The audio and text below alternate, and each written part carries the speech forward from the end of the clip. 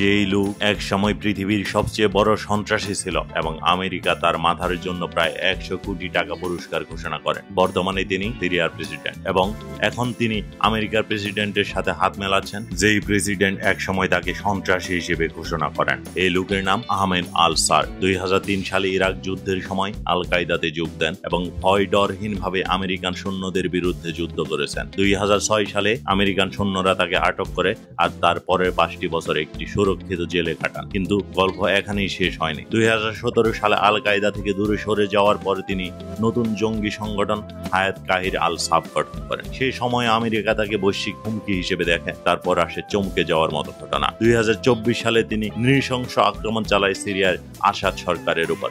মাসখানেকের মধ্যে আসাদের পতন হয় এবং আল সার নিজেকে সিরিয়া প্রেসিডেন্ট হিসেবে ঘোষণা করেন। যেই লোককে সবাই সন্ত্রাসী হিসেবে আখ্যায়িত করলো, তিনি এখন বিশ্বমঞ্চে হাততালি পায়। 2025 সালে টাইম ম্যাগাজিন তাকে 100 জন প্রভাবশালী ব্যক্তির মধ্যে স্থান দেয় এবং যে লোককে আমেরিকা পৃথিবীর শত্রু হিসেবে ঘোষণা করেছিল। পশ্চিমা মিডিয়া তাকে হিরো হিসেবে আখ্যা দিচ্ছে। এখন আল সাবার কি সত্যি হিরো নাকি বিশ্বাসঘাতক? কমেন্টে জানাবেন।